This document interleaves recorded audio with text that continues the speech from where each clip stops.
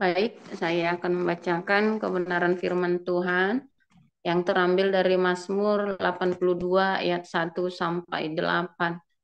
Beginilah pembacaan kebenaran firman Tuhan. Allah berdiri dalam sidang ilahi, di antara para Allah ia menghakimi. Berapa lama lagi kamu menghakimi dengan lalim dan memihak kepada orang fasik? Selah. Berilah keadilan kepada orang yang lemah dan kepada anak yatim. Belalah hak orang sengsara dan orang yang kekurangan. Luputkanlah orang yang lemah dan yang miskin. Lepaskanlah mereka dari tangan orang fasik. Mereka tidak tahu dan tidak mengerti apa-apa. Dalam kegelapan mereka berjalan. Goyanglah segala dasar bumi. Aku sendiri telah berfirman, kamu adalah Allah dan anak-anak yang maha tinggi kamu sekalian. Namun seperti manusia kamu akan mati dan seperti salah seorang pembesar kamu akan tewas. Bangunlah ya Allah, hakimilah bumi, sebab engkaulah yang memiliki segala bangsa. Demikian. Terima kasih, Bu Sarma. Akan lanjutkan ke pembacaan di perjanjian baru. Dipersilakan, Bu Rima. Ya, Yohanes 10 ayat 1 sampai dengan 21. Aku berkata kepadamu, sesungguhnya siapa yang masuk ke dalam kandang domba dengan tidak melalui pintu, tetapi dengan memanjat tembok, ia adalah seorang pencuri dan seorang perampok. Tetapi siapa yang masuk melalui pintu, ia adalah gembala domba. Untuk dia penjaga membuka pintu, dan domba-domba mendengarkan suaranya, dan ia memanggil domba-dombanya masing-masing menurut namanya, dan menuntunnya keluar. Jika semua dombanya telah dibawanya keluar, ia berjalan di depan mereka, dan domba-domba itu mengikuti dia karena mereka mengenal suaranya. Tetapi seorang asing pasti tidak mereka ikuti, malah mereka lari daripadanya, karena suara orang-orang asing tidak mereka kenal. Itulah yang dikatakan Yesus dalam perumpamaan kepada mereka, tetapi mereka tidak mengerti apa maksudnya. Ia berkata demikian kepada mereka. Maka Yesus sekali lagi, aku berkata kepadamu, sesungguhnya akulah pintu ke domba-domba itu. Semua orang yang datang sebelum aku adalah pencuri dan perampok, dan domba-domba itu tidak mendengarkan mereka. Akulah pintu. Barang siapa masuk melalui aku, ia akan selamat, dan ia akan masuk dan keluar dan menemukan padang rumput. Pencuri datang hanya untuk mencuri dan membunuh dan membinasakan. Aku datang supaya mereka mempunyai hidup dan mempunyainya dalam segala kelimpahan. Akulah gembala yang baik. Gembala yang baik memberikan nyawanya bagi domba-dombanya. Sedangkan seorang upahan yang bukan gembala dan yang bukan pemilik domba-domba itu sendiri, ketika melihat serigala datang, meninggalkan domba-domba itu lalu lari, sehingga serigala itu menerkam dan mencerai-beraikan domba-domba itu. Ia lari karena ia seorang upahan dan tidak memperhatikan domba-domba itu. Akulah gembala yang baik, dan aku mengenal domba-dombaku, dan domba-dombaku mengenal aku. Sama seperti Bapa mengenal aku, dan aku mengenal Bapa, dan aku memberikan nyawaku bagi domba-dombaku. Ada lagi padaku domba-domba lain yang bukan dari kandang ini. Domba-domba itu harus kutuntun juga, dan mereka akan mendengarkan suaraku, dan mereka akan menjadi satu kawanan dengan satu gembala.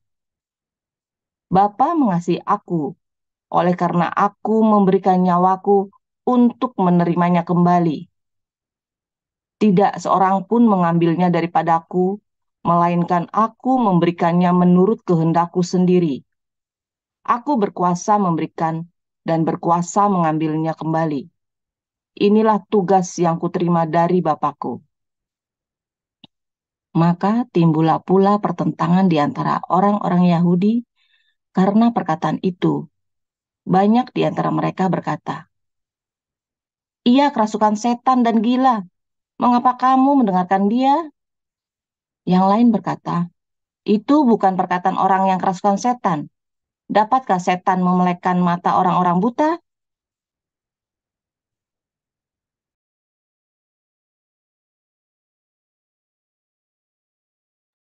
Pakaian bisa dilanjutkan.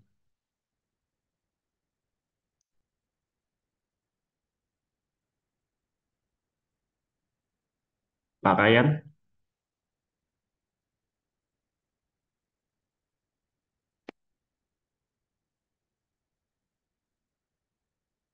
pakaian,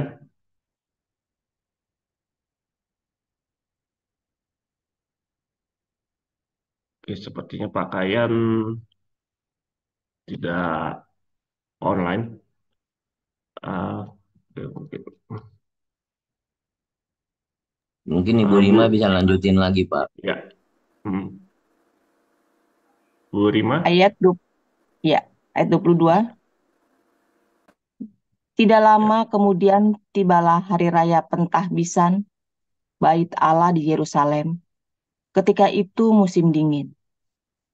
Dan Yesus berjalan-jalan di Bait Allah di serambi Salomo. Maka orang-orang Yahudi mengelilingi dia dan berkata kepadanya, "Berapa lama lagi engkau membiarkan kami hidup dalam kebimbangan? Jikalau engkau Mesias, katakanlah terus terang kepada kami." Yesus menjawab mereka, "Aku telah mengatakannya kepada kamu, tetapi kamu tidak percaya. Pekerjaan-pekerjaan yang kulakukan dalam nama Bapakku, itulah yang memberikan kesaksian tentang aku. Tetapi kamu tidak percaya, karena kamu tidak termasuk domba-dombaku. Domba-dombaku mendengarkan suaraku, dan aku mengenal mereka, dan mereka mengikut aku. Dan aku memberikan hidup yang kekal kepada mereka, dan mereka pasti tidak akan binasa sampai selama-lamanya, dan seorang pun tidak akan merebut mereka dari tanganku. Bapakku yang memberikan mereka kepadaku lebih besar daripada siapapun, dan seorang pun tidak dapat merebut mereka dari tangan Bapa. Aku dan Bapa adalah satu." Sekali lagi orang-orang Yahudi mengambil batu untuk melempari Yesus. Kata Yesus kepada mereka, "Banyak pekerja baik yang berasal dari Bapakku yang kuperlihatkan kepadamu. Pekerjaan manakah di antaranya yang menyebabkan kamu mau melempari aku?" Jawab orang-orang Yahudi itu, "Bukan karena suatu pekerjaan baik maka kami mau melempari engkau, melainkan karena engkau menghujat Allah, dan karena engkau sekalipun hanya seorang manusia saja, menyamakan dirimu dengan Allah." Kata Yesus kepada mereka, "Tidakkah ada tertulis dalam kitab Taurat kamu, aku telah berfirman, kamu adalah Allah? Jikalau mereka kepada siapa firman itu disampaikan disebut Allah, sebab kitab suci tidak dapat dibatalkan. Masihkah kamu berkata kepada Dia yang dikuduskan oleh Bapa dan yang telah diutusnya ke dalam dunia, engkau menghujat Allah, karena aku telah berkata, aku anak Allah? Jikalau aku tidak melakukan pekerjaan-pekerjaan Bapakku, janganlah percaya kepadaku. Tetapi jikalau aku melakukannya dan kamu tidak mau percaya kepadaku, percayalah akan pekerjaan-pekerjaan itu, supaya kamu boleh mengetahui dan mengerti bahwa Bapa di dalam aku dan aku di dalam Bapa. Sekali lagi mereka mencoba menangkap dia, tetapi ia luput dari tangan mereka. Kemudian Yesus pergi lagi ke seberang Yordan, ke tempat Yohanes membaptis dahulu. Lalu ia tinggal di situ. Dan banyak orang datang kepadanya dan berkata, Yohanes memang tidak membuat satu tanda pun, tetapi semua yang pernah dikatakan Yohanes tentang orang ini adalah benar. Dan banyak orang di situ percaya kepadanya. Demikianlah sabda Tuhan. Terima kasih, Bu Rima. Kita akan mendengarkan firman Tuhan yang pada hari ini akan disampaikan oleh Evangelis Akira Oscar dengan tema yang diangkat pada hari ini adalah Kamu adalah Allah. Silakan. Ya, berbahagialah orang yang merenungkan firman Tuhan siang dan malam dan melakukannya. Ia seperti pohon yang ditanam di tepi aliran air. Tetapi seringkali kita malah tidak berbahagia saat mendengarkan firman Tuhan. Seperti orang Yahudi yang marah, bahkan mau melempari Tuhan Yesus dengan batu, karena mereka bingung dan dalam kebimbangan mengenai identitas Tuhan Yesus. Kita sendiri pun saat mengalami kebingungan, seringkali hal-hal yang seharusnya membuat kita bahagia, malah membuat kita melakukan sebaliknya. Dalam Yohanes 10 ayat 34 tadi tertulis kata Yesus kepada mereka, "Tidakkah ada tertulis dalam kitab Taurat kamu, aku telah berfirman, kamu adalah Allah." Dan dalam Mazmur 82 ayat 6 juga tertulis, "Aku sendiri telah berfirman, kamu adalah Allah, dan anak-anak yang maha tinggi kamu sekalian."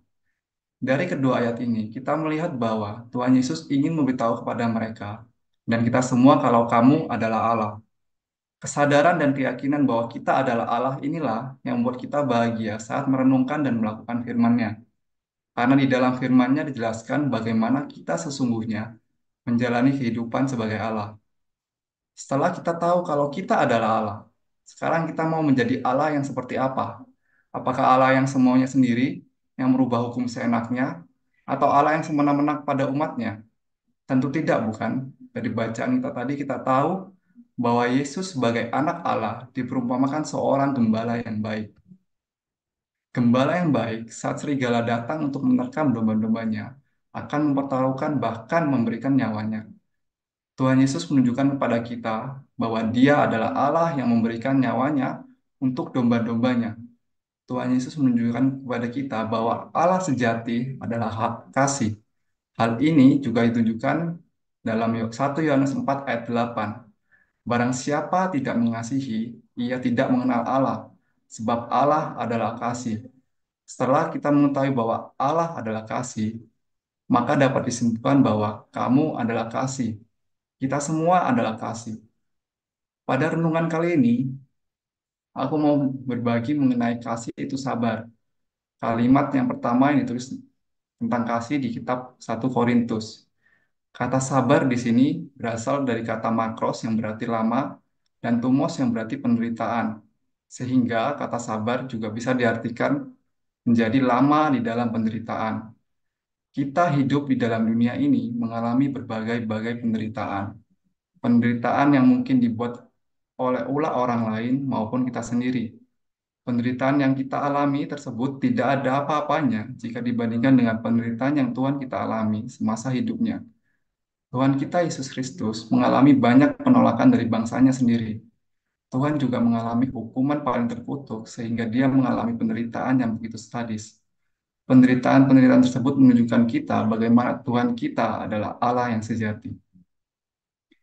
Di saat kita mengalami berbagai penderitaan dalam waktu yang lama, kita juga melakukan apa yang disebut dengan bertekun. Dalam Roma 5 ayat 3 dikatakan, dan bukan hanya itu saja, kita malah berpengkar juga dalam kesengsaraan kita, karena kita tahu bahwa kesengsaraan itu menimbulkan ketekunan. Pertanyaannya adalah, apa yang mau kita tekuni dalam hidup ini? Kita diciptakan untuk memenuhi bumi dan menaklukkannya. Menaklukkan bumi dalam arti supaya bumi itu menjadi surga bagi semua makhluk. Untuk itu, kita bertekun mengembangkan talenta yang kita miliki setiap hari. Talenta-talenta yang nantinya akan memberikan harmonisasi yang indah di dalam dunia ini. Apakah dalam mengembangkan talenta kita tidak mengalami penderitaan? Tidak sama sekali. Bahkan untuk mengembangkan talenta tersebut, kita banyak menghadapi penderitaan. Oleh karena itu, mengapa kasih itu sabar? Karena kita akan mengalami banyak penderitaan dalam waktu yang lama untuk menekuni talenta-talenta kita, sama seperti emas yang dimurnikan melalui berbagai proses dan tempaan. Penderitaan-penderitaan inilah yang membuat talenta kita menjadi berharga. Dalam renungan kali ini, aku mengajak supaya setiap dari kita mengembangkan talenta-talenta agar dunia ini menjadi surga bagi setiap makhluk. Mari kita gunakan talenta untuk membangun dunia ini menjadi tempat yang lebih baik dan melayani sesamamu seperti Kristus melayani kita. Selamat pagi. Itu akhir dari renungan pagi hari ini. Saya kembalikan pada Pak Abraham.